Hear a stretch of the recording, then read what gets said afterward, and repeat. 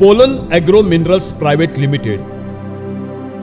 संशोधन, गुणवत्ता, सेवा के साथ हमारा लक्ष्य समृद्ध भारत। की आज आपल्यालाही माहित आहे की टिल्ट मारली की वाढ काय होते, थांबते। म्हणजे ते टिल्ट काय करतं, रोगाला थांबवतं, तसंच झाड वनस्पतीच्या शरीरामध्ये हार्मोन्सला पण थांबवतं। 22 दिवसापर्यंत हलू देत नाही।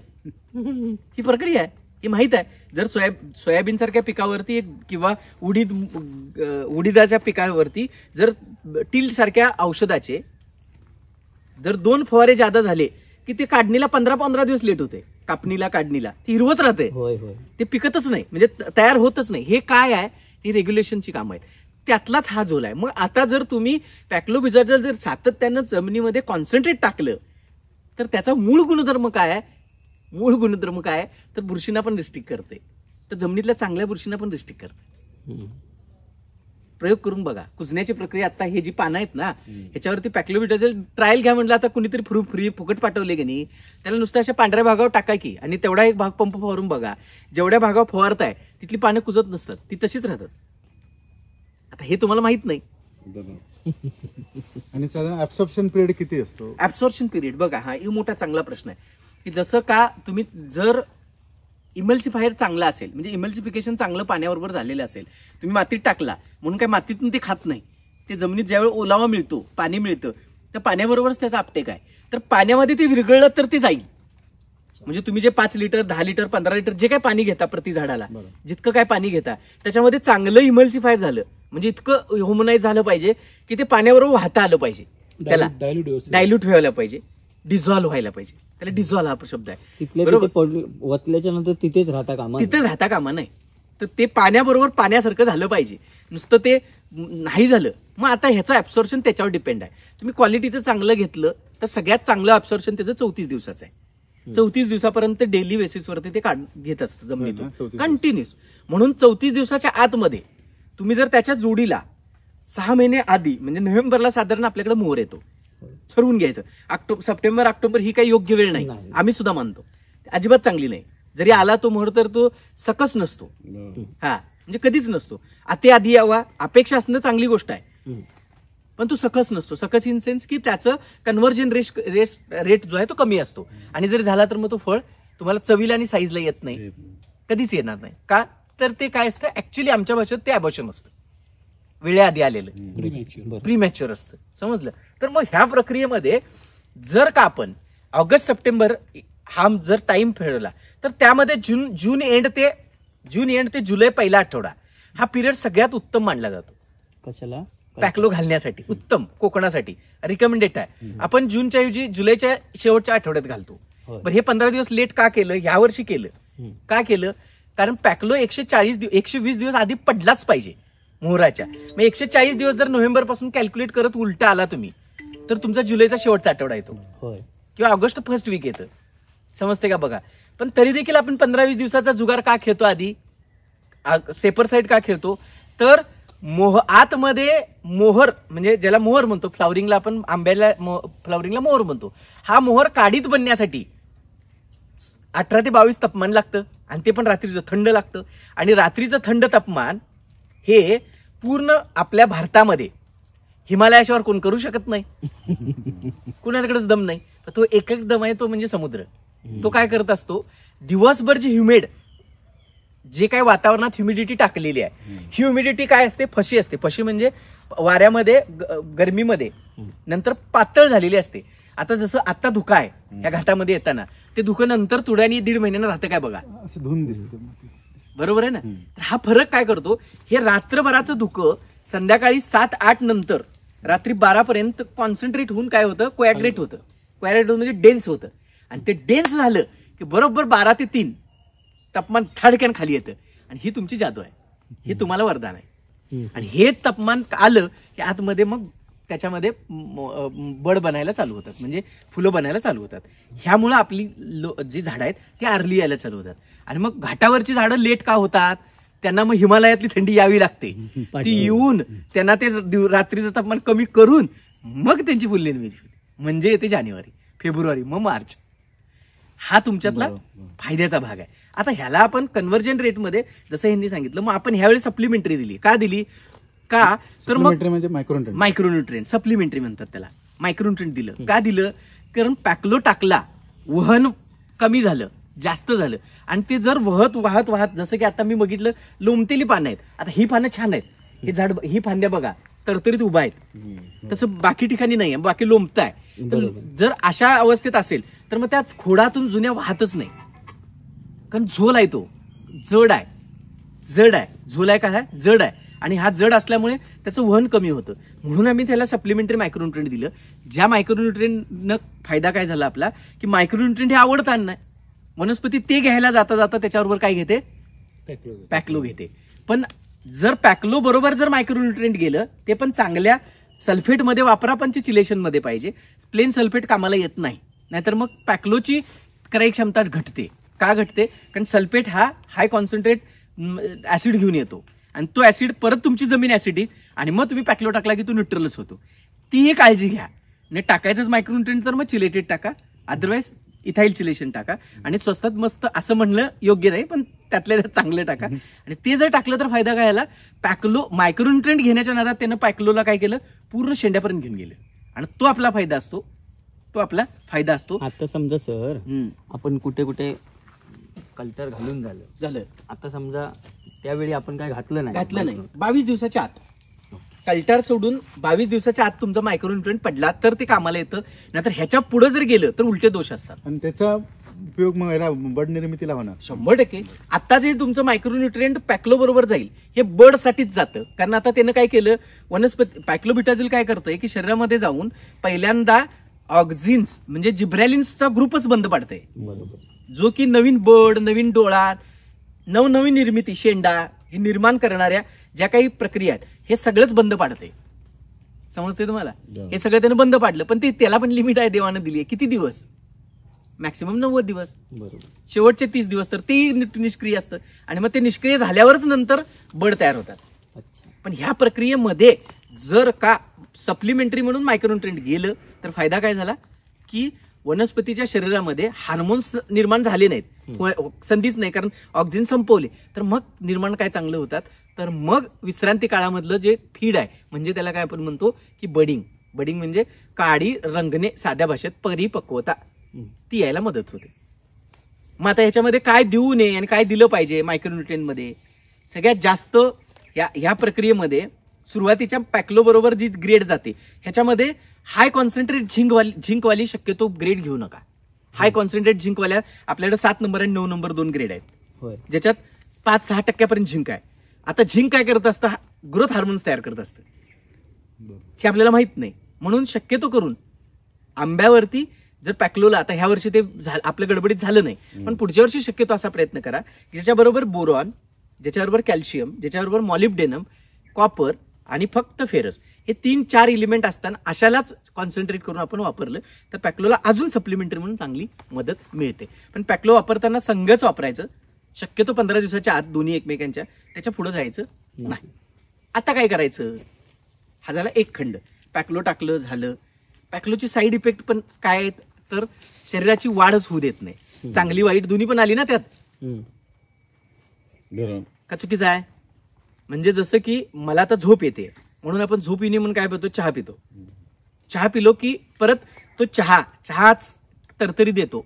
मग चहा काय करतो, ऍसिडिटी वाढवतो. साईड इफेक्ट आला काय, ऍसिडिटी वाढवली. म्हणजे काय झालं, चहामध्ये तुम्ही साखर टाकली, दूध टाकलंय, आता हा काय करत असतो की दूध आणि साखर ह्या पाण्यात विरघळलं म्हणजे कार्बोहायड्रेट्स मिळाले, रेडी एनर्जी मिळाली. रेडी एनर्जी आहे ती रेडी पचवण्यासाठी म्हणून आलेली झोप गायब होते, कारण पचवायचं काम चालू झालं ना. परत एकदा साखर खाली ना रेडीमेड, मग पचवायसाठी परत डायजेस्ट सिस्टम चालू झाली. आता डायजेस्ट सिस्टम चालू झाली, पण पुढच्या 20 मिनिटांनंतर डायजेशनला काय हायच नाही ना, कारण ती साखर लगेच पचून जाते. 20 मिनिटांनंतर मग पित्त, पॅनक्रीज पित्त टाकत राहतात आणि काहीतरी खायला म्हणून, पण तुम्ही काय खात नाही, म्हणजे साईड इफेक्ट झाले की पित्तकोश वाढला. तसं वनस्पती शरीरामध्ये जर वाढ थांबली तर चांगल्या वाढीबरोबर वाईट वाढीबरोबर चांगली वाढ थांबली ना. नवीन निर्मितीसाठी पुढच्या वर्षासाठी लागणाऱ्या फांद्या जन्माला आल्याच नाहीत, का तर ते तुम्ही थांबवल्या ना. म्हणून पॅक्लो कुणी टाकावा आणि कसा टाकावा, मी गेल्या वर्षी टाकलेला नाही म्हणून ह्या वर्षी टाकावा असं नाही चालणार. ग्रोथ बघूनच टाकायला. ग्रोथ बघूनच टाकावं लागेल. म्हणजे तुमच्या एकूण झाडावरती किमान 30% नवीन फांद्या पाहिजे. हे प्रत्येक वर्षी मेंटेन झालं पाहिजे. जर एखाद्या वर्षी तुमच्या झाडावरती 30% नवीन पालवी आली नाही तर त्याच्या पुढच्या वर्षी भले 2 वर्ष आंबा लागला नाही तरी चालेल, पण तुम्ही पॅकलो टाकू नका. नाही तर मग तुमचं झाड हळूहळू खंगायला चालू होतं. मराठीत बरोबर. खंगायला का तर नवीन वाढच झाली नाही, मग ते खोडातनं अन्न घेतं. ह्या वर्षी परत पॅकलो टाकला, मग खोडातनं ते मेन फांदीकडे जातं, म्हणजे ह्याच्याकडे जातं, मुळीकडे जातं. आणि मुळीचं ज्या दिवशी शेवटचं अन्न संपल त्याच्या पुढच्या वर्षी अख्खं झाडच वाळतं. न सांगता असं स्वच्छ चिरमुर वाळल्यासारखं वाळतं. आणि तुम्हाला कळत पण नाही कशानं झालं. मग तुम्ही रोग शोधताय, मग सगळे रोग दिसतात त्यात, पण त्या रोगाने गेलेलं नसतं. ते गेलेलं असतं तुमच्या पॅकलो टाकल्याच्या चुकीच्या प्रक्रियेनं. म्हणून टाकताय ना तर हे एवढंच समजा की या वर्षी बाबा माझ्या झाडाला 7, 8, 10 फांद्या आहेत. त्या 10 फांद्या त्यापैकी किमान 3 फांद्या प्रत्येक वर्षी नवीन पालवी घेऊन आल्या पाहिजेत. एवढं काम तुम्ही जबाबदारीने केलं पाहिजे. एवढं काम जर तुम्ही सातत्यानं मेंटेन केलं तर आंब्यासारखं सोपं पीक नाही. आपला गोंधळ काय, आपण जगाचं फार ऐकतो, स्वतः शेतात फिरतो, आपलं स्वतःच काहीच ऐकत नाही. आणि का तर भीती आहे मनात, पैसे लागलेत, वेळ मारतोय. बरोबर. घाबरायची गरज नाही. झाड तुम्हाला बोलत असते, झाडाशी बोलायला शिका, त्याचा समजून घ्यायला शिका. कारण तुमची झाडं आहेत, तुमच्या बरोबर आहेत आणि तुम्ही शिका ना. म्हणजे पालवी प्रत्येक वर्षी 30% पालवी आलीच पाहिजे हे स्वतःला समजून घ्या. मग पालवी कधी येईल, आता सर ह्या वर्षी पालवी कधी आली पाहिजे, आपण कधी काय म्हणतो, पालवी कधी आली पाहिजे? आंबे काढून झाले. सप्टेंबर ऑक्टोबरच्या दरम्यान आलं. सप्टेंबर ऑक्टोबर आणि जून जुलै 2 वेळा पालवी आली पाहिजे. बरोबर. हे 2 वेळा पालवी आणणं हे आपल्या हातात आहे आणि त्यावेळेला आलीच पाहिजे. पालवी आली एकदा, आज पालवी जूनला चालू झाली. जूनला जर तुम्हाला पालवी काढायची असेल तर तुम्हाला हे काम करायला लागतं की उन्हाळ्यामधला माल आंबा उतरला की बरोबर 50 दिवस काही करायचं नाही, शांत राहायचं, बिलकुल काहीही करायला जायचं नाही. मग एक छानपैकी हलकी हलकी चटणी घ्यायची, तिथे खताच्या आधीचं कोरडं पाणी देऊन टाकायचं. कोरडं पाणी दिलं की पहिला वनस्पती काय करते, उन्हाची जी ताण बसलेलं असतं किंवा झोपेत गेलेलं असतं झाड, त्या ताणातनं बाहेर येतं. वॉटर स्टोरेज, फुल वॉटर स्टोरेज करतं. एकदा वॉटर स्टोरेज झालं की मग खत स्टार्ट करा. जसं खत स्टार्ट केलं की पूर्ण झाड पालवून जाते. आपलं घोळ काय असतोय, खतं पाणी एकदमच धडाक्यात चालू होते, मग तो ताण निघतच नाही. आणि तो ताण निघाला नाही की झाडच गोंधळते. मग ग्रोथ करू, रिलॅक्स होऊ की हे घेऊ, काय घेऊ, करू काय? मग ह्या ज्या फिजिओलॉजिकल ऍक्टिव्हिटी आहेत, शरीरशास्त्र नियम आहेत, त्याप्रमाणे जर आपण त्याच्या घडी बरोबर बसवली ना, सोप्यासारखं सोपं पीक आहे. आणि ते स्वतः बरंच काही करत असते. एकाच वेळी खायचा प्रयत्न करायचा नाही, हा, टप्प्याटप्प्याने. टप्प्याटप्प्याने. आता बघा, आता पुढचं काय, नोव्हेंबर पर्यंत आपलं काय काम, नोव्हेंबरमध्ये 4 कामं. एक वर्ष आपण तिथून पुढे 7-8-10 फवारण्या करतो, कमी करा. त्यासाठी आतापासून तयारीला लागा. मग काय, आता लेबर नाही आहेत, मजुरांचा मोठा प्रश्न आहे, बरोबर आहे ना. मी म्हणेन की हंगामाला तुम्ही एकदम जे भरपूर मजूर आणताय त्यापेक्षा बिगर हंगामी पण 7-8 मजूर तुमच्याकडे कायम राहू देत, जे काम तुमचं हंगामातलं मोठं काम करतील. म्हणजे काय, आता बघा, आज कमी पैशामध्ये आणि कमी घातीचं काम आहे, कमी घातीचं आणि कमी पैशामध्ये. आज गणपती आला की तुमचे मजूर आले पाहिजेत. इथे येत नाहीत, दिवाळी नंतर येतात. ती साखळी बसवा तुम्ही, तर शाने तुम्ही. म्हणजे काय की गणपतीमध्ये 2 पैशात होणारी गोष्ट दिवाळी नंतर 20 पैसे घेते. का तर सगळेच एकदम आलेले असते, सगळ्यांचीच घाई उठलेली असते. आणि मग तिथं कोडं तयार होतं, ते वेळाचं कोडं. आणि तिथनं पुन्हा टाइम फ्रेम कमी राहते. मग तुम्हाला घातीलाच सगळं करायला लागतं. मग घातीला तुमच्या हातनं काहीच होत नाही. त्याच्या आधी, दिवाळीच्या आधी आपली झाडं पूर्ण बाकीच्या कामात, म्हणजे सगळी कामं तुमची संपलेली पाहिजेत. फवारणी वजा आता काहीच शिल्लक नाही पाहिजे. म्हणजे मी काय म्हणतोय लक्षात येते काय, फवारणी सोडता आपल्याला काही शिल्लक नसायला पाहिजे. मग तुम्हाला फवारणी सुद्धा तुम्ही आता हळूहळू मॉडर्न टेक्नॉलॉजीमध्ये गेलंच पाहिजे साहेब. हे बघा, ह्या स्पर्धेमध्ये इवळून रवडून आपल्याला चालणार नाही. तुम्ही इवळला की हे तयार झाले, हे इवळले की हे तयार झाले. शेतकरी आता तयारच आहेत. तुम्ही इवळा तरी पण आल्यानंतर मोर ज्यावेळी येतो नोव्हेंबरला, त्यावेळी आपण परत सगळंच मारायला जातो, ते झाड संभ्रमित पडतं. म्हणजे त्यावेळी लगेच आपल्याला टाइम मिळत नाही. त्यावेळी काहीच मिळत नाही. म्हणजे काय, मायक्रोन्यूट्रन्स मारायला पाहिजे, बोरॉन्स घ्यायला पाहिजे, झिंक्स घ्यायला पाहिजे, काहीच होत नाही. म्हणून आता बघा, ह्या 3 महिन्याची कामं आहेत, पण ही कोण त्याच्यावर काम करते का? कोणच करत नाही. जसं की आता तुमचं पहिल्यांदा खोडं धुतली पाहिजेत, पानं धुतली पाहिजेत, मग प्रकाश संश्लेषण क्रिया वाढेल. म्हणजे जे काम महिन्यात करतंय ते 15 दिवसात होऊ शकते का? जर पानावरचा जो काही शेवाळ आलेला भाग आहे तो निघून जर गेला नाही तर ते वाळल्यानंतर त्याची खपली पडणार, मग ते काम चालू करणार, म्हणजे 1 महिना वाया गेला की नाही. तुम्ही सोप्यानं काय करू शकता, 1 महिना आधी काढू शकताय. मोहर याला अजून 1 महिना आधी सप्लिमेंटरी मिळाली की नाही, आपण त्याचा विचार करतो का? नाही पॅकलो घातले येईल की, आता तसं कसं येईल? त्याला सपोर्ट पण करा ना बाकीच्या गोष्टीने. बरं तुम्हाला खर्च किती आहे त्याचं कॅल्क्युलेशन करा, नंतरची स्प्रे कमी करा. दुसरं काय केलं पाहिजे, सप्टेंबर, ऑक्टोबर, नोव्हेंबर 3 महिन्यामध्ये 3 मायक्रोन्यूट्रियनच्या फवारण्या व्हायला पाहिजेत, न चुकता व्हायला पाहिजेत. पण मायक्रोन्यूट्रियन म्हणजे सगळे नाही, एलिमेंटल नाही, एलिमेंटल मिक्सचर नाही. म्हणजे काय की पहिली फवारणी तुमची ऑगस्ट एंडला ते सप्टेंबर 1st वीकला झाली पाहिजे, थोडं धुवून. म्हणजे काय व्हायला पाहिजे तिथं, तर मग मायक्रोन्यूट्रियन मध्ये सगळ्यात पहिलं की आतमध्ये बड निर्मितीला तुम्ही पुश केलं पाहिजे. मग बड निर्मितीचा सेन्स पाठवण्याचं काम तुमच्या हातात आहे. करताय किती मिलीनं, पण ते काम किती करते नंतर किलोमध्ये. कारण तुम्ही रस्ता दाखवला, एन्व्हायरमेंटल मुवमेंट तुम्ही आर्टिफिशियल दिल्या. म्हणजे काय करायला पाहिजे, मग त्याला बोरॉन आणि कॅल्शियम एक पहिला स्प्रे तुमचा, फक्त कॉन्सन्ट्रेट बोरॉन कॅल्शियम 0.34 पहिला स्प्रे व्हायला पाहिजे सप्टेंबरला, September 1st weak. October 1st हा साधारण 15 दिवसांनी, October 1st week zinc boron बघा, झिंक बोरॉन 13.45 0.34.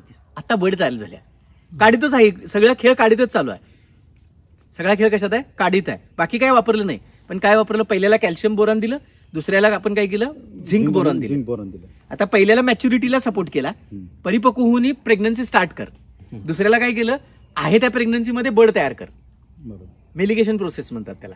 तिथं आपण ट्रिगिंग करून टाकलं. ते ट्रिक झालं की बरोबर नोव्हेंबरच्या 1st वीक ते कवा मोर याचा काही विचारत बसू नका. नोव्हेंबर 1st वीक सरळ स्ट्रेट वे. पण दुसऱ्या स्प्रेला हे 13% 13.045 हा, मग ते नत्र आणि 13% असल्यामुळे पालवी नाही येणार झाडावर. काय फरक पडत नाही. पहिली फवारणी घेतली ना कॅल्शियमची, कॅल्शियमनं पोटॅशियम 0 करून टाकला. आता तो 0 झालेला पोटॅशियम डायरेक्ट नंतर अनडायजेस्टेड फॉर्मला जातो, म्हणून 13.045.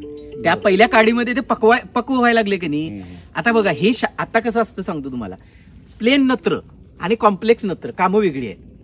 युरिया दिला पालवी येईल, पण 13.045 मधलं 13% नत्र दिलाय, तो नत्र वाढवत नाही, तो परिपक्वता आणतो. समजून घ्या का, तर ते पोटॅश बरोबर कॉम्प्लेक्स आहे, तो पोटॅशच्या चेन मध्ये आहे, तो फ्री नाही आहे. तो पोटॅशियम नायट्रेट आहे ना, तो नत्र नाही आहे. तुम्हाला नत्र वाटतोय, तुम्हाला समजतंय काय, तो तुम्हाला नत्र वाटतोय, पण तो फ्री नाही आहे, तो कॉम्प्लेक्स आहे. तो काय करतो की पोटॅश खाण्यासाठी मदत करतो, पोटॅश वहण्यासाठी मदत करतो झाडामध्ये. कारण पोटॅश जड आहे, मेटल आहे, तो वहत नाही, खायला जात नाही, म्हणून ते खाण्यासाठी आणि वहण्यासाठी तो काम करतो. आता ह्या सेम स्टडीमध्ये जर का तिथं पोटॅशियम नायट्रेट आणि 0.34 गेला तर बड निर्मिती बरोबर काडी पण रंगते. काडी नाही रंगली तर फिसा मोर येतो. मोर येतो, पण कसा येतो, फिसा. म्हणजे काय, ज्याच्यामध्ये उभयलिंगी जे आहेत ते उभयलिंगी कमी असतात आणि मेल जास्त असतात. आणि मेल जास्त असून काही उपयोग नाही ना, बरोबर. काय होणार मग, तुम्हाला फळं म्हणायला उभयलिंगी लागतात. पोलन ग्रेन्स तशी म्हणण्यावरती तयार. करेक्ट. मग ह्या वर्षी जो थोडासा असा गोंधळ झाला तो कसा काय झाला हो? जसं म्हणजे आपण जेवढी 13.045 घेतली ती काही ठिकाणी बरोबर झाडांना मोहर, पण काही ठिकाणी काय आलाय की मोहर आला, मोहर येतोय सगळीकडून उचलतोय फांद्यांमधून. म्हणजे कुठेतरी 22% सुरुवात झाली आणि आपण त्याबरोबर त्यावेळी स्प्रेला घेतलेला 13.045, झाडाने बाकी पालवी टाकली. आता बघा, आता ह्यांचा जो प्रश्न आहे ह्याच्यामध्ये त्याच्या अगोदर तुम्ही झिंक आणि कॅल्शियम वापरलं का? होय, तर वापरलेला आहे. नाही, झिंक आणि बोर गेल्या वर्षी आपण चालूच केलं नव्हतं. आपण गेल्या वर्षी स्टार्टअपच मोहरानंतर केला. बरोबर, समजून घ्या. बरोबर. गेल्या वर्षी आपण स्टार्टअप मोहरानंतर केला. का, तर तुम्ही तुमच्या जुन्या सिस्टम मध्ये होता, त्यातनं बाहेर यायला तयार नव्हता. आपण एक टप्पा घ्यायचं ठरवलं की ह्या वेळेला आपण 5%, 10% शेतकऱ्यांना फक्त ट्रिक करू, जिथं अडचणी येतील तिथं मदत करू. आपण ह्यावेळी आता स्टेटमेंट काय केलं की तिन्ही स्प्रे वेगवेगळ्या टाइमला घेऊन घ्या. तिची चेन तयार झाली. आता काय चेन तयार झाली की पहिल्यांदा आपण काय केलं, कॅल्शियम बोरॉन टाकलं आणि 0.34 टाकला. कॅल्शियम बोरॉन गेल्यामुळे काय झालं की काडीमध्ये वाढीची अवस्था थांबली आणि पक्वतेची अवस्था वाढली. कसं बघा, सिस्टम कशी लावली, कॅल्शियम गेला, पोटॅश पकलं, म्हणजे पोटॅश पचलं पूर्ण. पोटॅश पचल्या कॅल्शियम काडी काय व्हायला लागली, पक्व व्हायला लागली. आता पक्व होणाऱ्या काडीमध्ये कणी भरायची आहे, परत 0.34 देऊन चालत नाही ना, मग गँगर्ड होतं. म्हणून तिथं काय केलं, 0.34 जोडीला 13.045 दिलं. आता 13.045 एकटा आहे का, नाही. आता ते बड निर्मितीचं काम करतं, तिकडे झिंक आणि बोरॉन. तिथं झिंक आणि बोरॉन. आणि मग शेवटची स्प्रे, ज्या वेळेला मोहर तुम्ही तो स्प्रे घेतला की तुम्हाला सरसकट मोहर दिसायला हळूहळू चालूच होईल, तो शेवटचा स्प्रे. आता शेवटच्या स्प्रेला आम्ही काय केलं, तर 05234 बरोबर आता हार्मोन ट्रिगिंग सिस्टम आणली. म्हणजे काय केलं की मोहर बाहेर काढायची प्रक्रिया चालू केली. मग तिथं काय यायला पाहिजे, मोहर बाहेर येण्यासाठी कोण काम करतं, आता पहिल्यांदा झिंक बोरॉन दिलं, त्याच्या आधी झिंक कॅल्शियम दिला, समजून घ्या, कॅल्शियम बोरॉन दिला, sorry calcium boron, zinc boron, आता झिंक बोरॉन. आता तिसऱ्या स्प्रेला काय झालं पाहिजे, पूर्ण मायक्रोन्यूट्रिएंट मिक्सचर गेलं पाहिजे, जे तयार झाले त्याला सगळ्याला बाहेर काढायचं आहे. तर आता तुमचं त्याला पुश डोस म्हणतात. मग इथं मायक्रोन्यूट्रिएंट मिक्सचर प्लस कॉन्सन्ट्रेट, म्हणजे मी काय म्हटलं इथं बघा, कॉन्सन्ट्रेट, परत तिसऱ्यांदा आता कॅल्शियम गेला, दुसऱ्यांदा आता कॅल्शियम गेला. हा कॅल्शियम काय करतो की कॅल्शियम मायक्रोन्यूट्रिएंट मध्ये येत नाही, म्हणून इथं चिलेटेड कॅल्शियम प्लस मायक्रोन्यूट्रिएंट गेलं की मग काय करतं की ज्या उभयलिंगी आहेत ह्या उभयलिंगी इतक्या वाढतात ज्या की हापूस सारख्या जातीमध्ये 15% जास्त येत नाहीत. जर 100 मोहराच्या ग्रेन्स तयार झाल्या तर त्यात 15च फक्त उभयलिंगी असतात. ह्या सगळ्यात उच्च आहे बरं का, नाहीतर तो सामान्य म्हणजे सामान्य ट्रीटमेंटला 7 नाहीतर 8% असतो. 15% सुद्धा कुणाकडे, जो खूप चांगलं काम करतो. म्हणून केशरला आलेल्या मोहरामध्ये 40% ग्रेन उभयलिंगी असतात. म्हणून केशर मोहर जेवढा दिसतो तेवढं त्याला आंबं लागतात. पण हापूस तसं होत नाही, हापूसला मोहर जास्त दिसतो पण सेटिंग होत नाही. म्हणजे सेटिंग कुठनं होईल, कारण त्यात उभयलिंगी नाहीच आहे, कमी असतात, नैसर्गिकच 15% आहेत. आणि हा फरक जर कळला आपल्याला तर मग आपण फसत नाही. आपण फसतो कुठे, मोहर आला की आला आला, मग आपल्या फवारण्यांचा धबाडका चालू करतो. पण त्या मोहरामध्ये उभयलिंगी किती आहेत आणि मेलिंग किती आहेत, मेल किती आहेत आणि उभयलिंगी किती आहेत हे बघतच नाही ना, आपल्याला कळतच नाही. कारण का कळत नाही, कारण ज्याला पुढे काय म्हणतात मिशीसारखा पार्ट जो असतो, अशी फुलं किती आहेत हे बघा तरी, तपासा तरी. स्टेग्मा आणि पोलन, ज्याच्यामध्ये पोलन आहे तो पोलन किती आहे आणि स्टेग्मा किती आहेत, अशी असणारी फुलं किती आहेत, मिशीसारखी असतात, दिसतात. अशी जर फुलं जास्त असतील तर मग भर चांगला आहे, मग त्याप्रमाणे ट्रीटमेंट करा. जर ते नसतील तर ते बनवायचा प्रयत्न करा. आपण तसलं बारकावे काय बघत का, बघतोय धर आणि ठोक, धर आणि ठोक. आणि बघा आता तुमच्या प्रश्नाचं दुसरं उत्तर, आपल्याकडे जर जून महिन्यामध्ये झाडाला पालवी आलीच नाही मग टांगती तलवार असते. काही जरी फवारलं, जरा जरी त्याच्या पोषक परिस्थितीत, तर म्हणजे ऑक्टोबर नोव्हेंबरला ते पालवी टाकायला. आता का, तर ती पालवी यायची होती कधी, जून मध्ये, ती येऊच शकली नाही. आणि ती येऊ शकली नसल्यामुळं, नवनिर्मिती झाली नसल्यामुळं परत ती तुम्ही त्याच्या पॅकलो टाकून दिलं. आता पॅकलो टाकल्यावर जी येणारी पालवी आहे ती पण थांबून गेली. मग ते पॅकलोचा प्रभाव जोपर्यंत आहे तोपर्यंत ती पालवी येत नाही. ती स्प्रिंग दाबल्यासारखी दाबून ठेवली तुम्ही, कधीपर्यंत, नोव्हेंबर पर्यंत. आता नोव्हेंबर नंतर जरा वातावरणात पोषकता मिळाली, म्हणजे थंडीच्या ऐवजी उभारी मिळाली की भरारा पालवी येऊन जातात. ते पिरियड तुमचा पुढे गेला. कळलं, हा फरक आहे. सर आता पालवी जनरल आमच्या भागात तिकडच्या आली, कातळी भागांना त्यांना हा म्हणजे आमच्या भागात आली जून महिन्यात, येऊ दे, ती सगळ्यात उत्तम. तीच आता बरोबर 4 महिन्यात मॅच्युअर होते, परिपक्व होते, आणि तीच तुम्हाला पुढे गर्भधारणेसाठी कामाला येते काडी. समजते का बघा, आपली रिस्क कमी राहते. आलीच ना, लेट आली तर तुला प्रोसेस पुढची लेट झाली. हा, बाकी काही होत नाही ना. आता सांगायचं म्हणजे ह्या अशा थंड भागातच पालवी आली नाही, म्हणजे आली त्या नाही. नाही ह्या पट्ट्यात यंदा आली नाही तशी. नाही, ह्या पट्ट्यात आता आमच्या भागात पूर्णपणे पालवी आली. हे बघा, अभ्यास आता बघा, असं ही आता चर्चा आहे ना, खूप छान चर्चा आहे. आता तुम्ही कसं म्हटला की ह्या भागात आली नाही, जिथं मातीचा भाग जास्त आहे, बरोबर, समजून घ्या. आता मातीचा भाग करतो, बफर वॉटर स्टॉक करतो. बफर वॉटर स्टॉक होत असल्यामुळे तोटा काय होतो की पाऊस ज्या वेळेला आरली होतो त्यावेळी पाऊस काय झाला, बरोबर आरली आला. आरली आल्यामुळं वनस्पतीची जी विश्रांती अवस्था आहे ती पूर्ण झालीच नाही. म्हणजे आंबा निघला तुमचा एप्रिलला, मार्च एप्रिलला, त्याला वॉटर स्टोरेज मिळालं, लगेच ताबडतोड मिळालं. त्यामुळे त्याची रेस्ट पूर्ण झालीच नाही, आणि ती रेस्ट पूर्ण न झाल्यामुळे त्याची पुढची प्रक्रिया म्हणजे पालवी येण्याची जी कंडिशन आहे ती आलीच नाही. ते तसंच अडकून पडले. ऑक्टोबर मध्ये भन्नाट पालवी टाकल. आता बघा, घाबरायची गरज नाही. ज्या झाडांना ज्या वर्षी प्रत्येकाला संधी मिळते, कधीतरी मान्सून लेट होईल त्यावेळेला जिथे माती आहे त्यांना संधी मिळेल. बरोबर, जिथं मान्सून आरली आला कातळवाल्यांना संधी मिळेल. का मिळेल, तो तापतो, पाणी धरत नाही, सोडतो, वनस्पतीला तात्पुरत्या फ्रेम मध्ये ठेवतो. तात्पुरत्या फ्रेम मध्ये ठेवलं म्हणजे वातावरणातल्या बदलाला डायरेक्ट रिॲक्ट होत असतो लगेच. थंडी वाढली थंडीसारखं वागणार, पाऊस वाढला पावसाला त्रास होणार.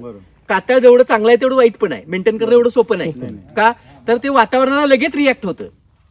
बरोबर. आणि तुम्ही बघा या वर्षी सुद्धा सर आम्ही काय बघितलं मजा म्हणून काताळच्या बागा अगदी लिंबूसारखी फळं झालेली झटाझट सोडून दिली त्यानं, वातावरणात थोडा बदल झाल्या. स्टोरेज कमी झाल्यामुळे वॉटर. करेक्ट. म्हणजे जमिनीमध्ये बफर स्टॉकच नाही आहे, तो एक दगड आहे, त्यामुळे झाडामध्ये स्टॉक नाही. आणि झाडामध्ये स्टॉक नसल्यामुळे पकडून धरण्याची ताकद कमी. ताकद नाही. म्हणजे आता बघा बफर वॉटर स्टॉक असेल तर तिथं बफर न्यूट्रिशन स्टॉक पण असतो. वातावरण बदललं की वनस्पती काय करते, सर्व्हाइव्ह करायला कुठं ना कुठं तरी स्वतःच हात मारत असते किंवा घेत असते.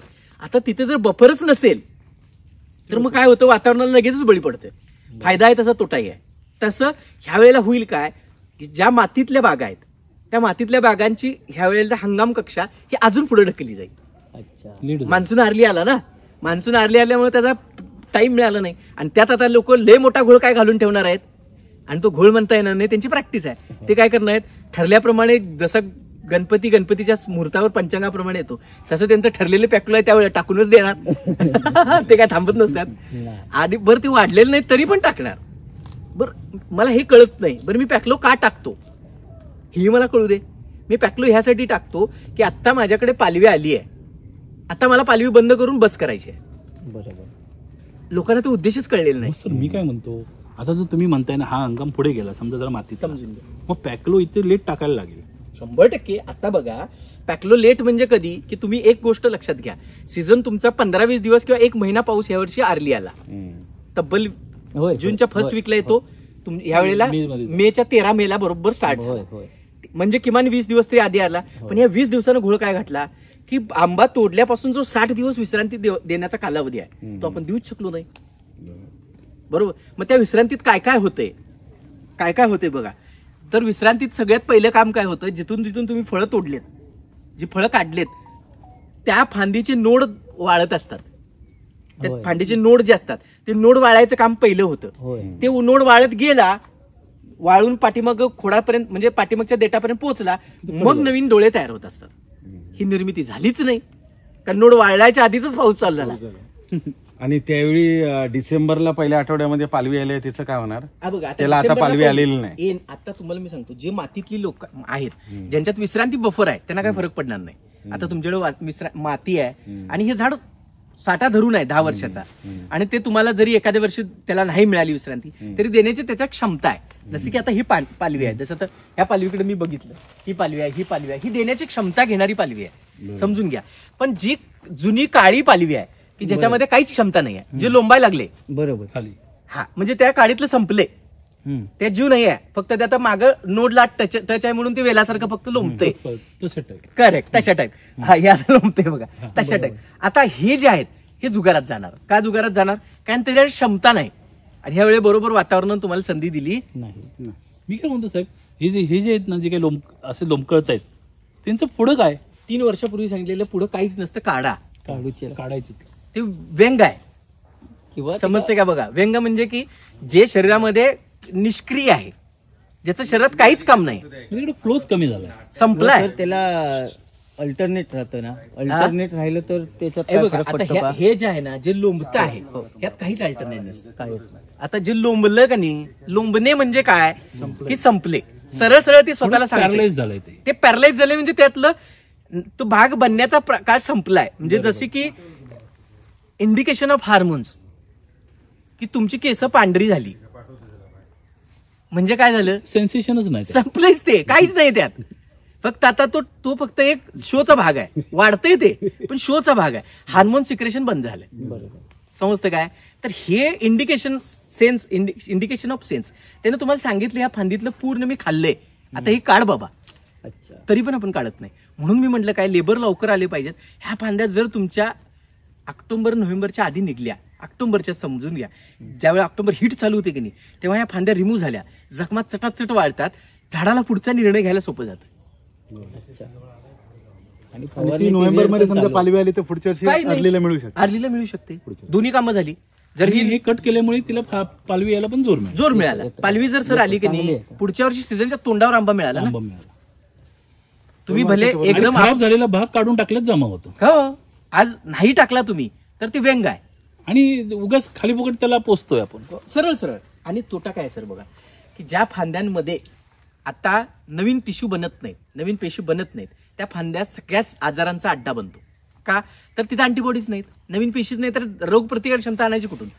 मग त्याच्यामध्ये सगळ्यात पहिला गँगर्डनेस चालू होतो. म्हणजे काय होतं की ते थोडं थोडं थोडं थोडं मागणी करत असतं आणि मग शरीरावर काय होतं, ताण वाढतो. जसं की एखाद्या जखम झाली आहे, ती जखमवर तुम्ही बँडेज किंवा उपचार नाही केला तर मग तुम्हाला कंटिन्युअस दुखणं चालू असतं. डायबिटीज आहे. डायबिटीज साध्या व्हायचं, रिमूव्ह करा ना, चटक्याने जखम वाळते, पुढे तुम्ही शरीर फ्री झालं, हलकं झालं.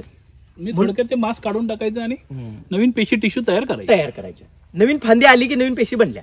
ही प्रक्रियेत तुम्ही सहभाग घेतला पाहिजे. म्हणून आता आपण ह्या वर्षी काय केलंय, ह्या वर्षी आपण 50% पोहोचलोय की बाबा खर्च किती करायचा एकदा ठरवून घेऊ आणि मग त्याप्रमाणे वर्षाचं शेड्यूल आखू. इकडे तिकडे बघायला जायचं नाही आणि आपल्याला समजलं पाहिजे, कुणी मिसगाईड करता कामा नाही.